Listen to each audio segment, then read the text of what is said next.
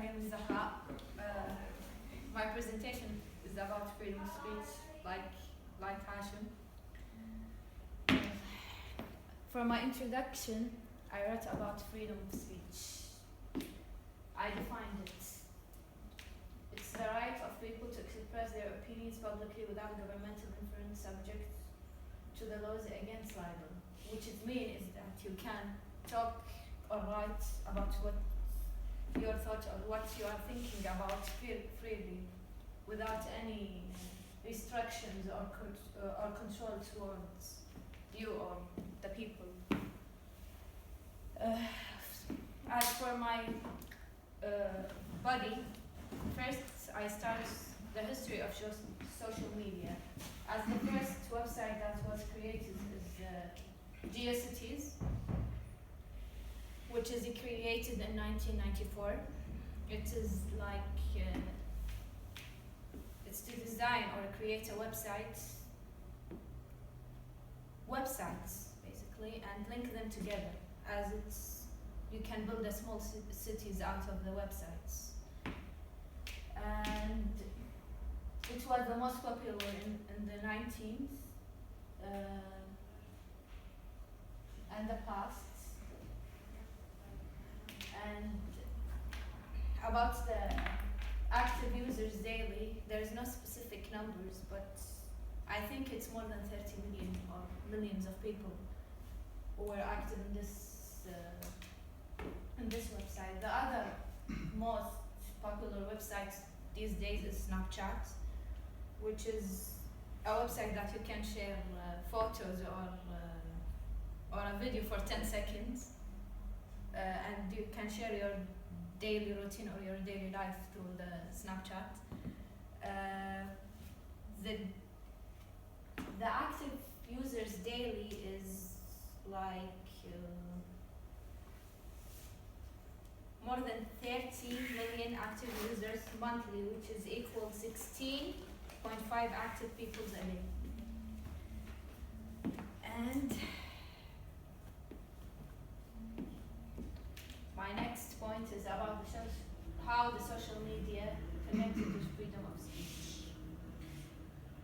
Social media is websites like YouTube or apps like Facebook, Snapchat, Instagram, and it's a way for people to socialize together through the social media. And you can know what's happening in the world, like if there is a country that was attacked, and you can know about it in seconds. And also you can share your opinions and your thoughts through them, whether it's a bad or a good opinion.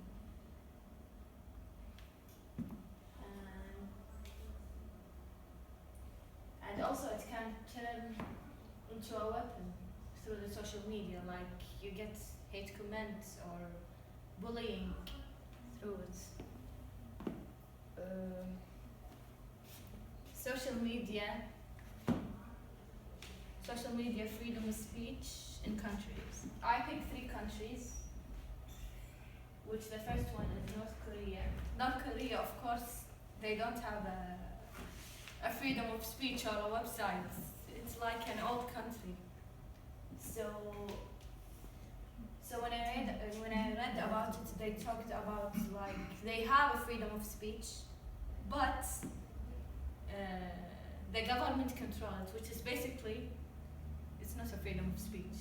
So they don't have a website, or they cannot talk freely, or they will go to jail or get arrested, and some of them get killed because of it. In Kuwait, which is my country, it's limited, but we have a freedom of speech. But when you threat the royal family or talk badly about royal family or religion or the government, about issues that are facing the government or something like this, people can get arrested if they write very bad things about it. And in China, they don't have they have a freedom of speech, but they blocked some websites like YouTube, Facebook, and Twitter. But instead, they recreate websites that are similar to them, and they can post, but they can't post something about the country that are related to their country. They post like about dogs and their daily life, and they live happily. And yeah. So the next, I will talk about the benefits and problems. The benefits that you can get from the social media and freedom of speech, like Hashim said, build the personal skills. Like when you learn how to how to talk through when you don't have the courage to talk in front of anybody, can talk behind the computer or a keyboard. Just thought about it, and sometimes it's build confidence in talking in public, and also socialize with people.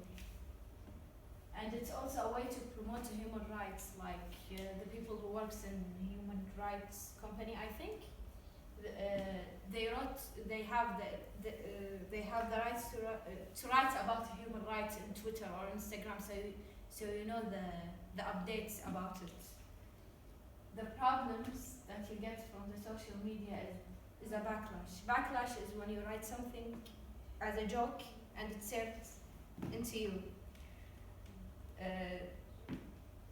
Like about I think the African American, that a woman goes to Africa and she writes about it as a joke, so it turns into her.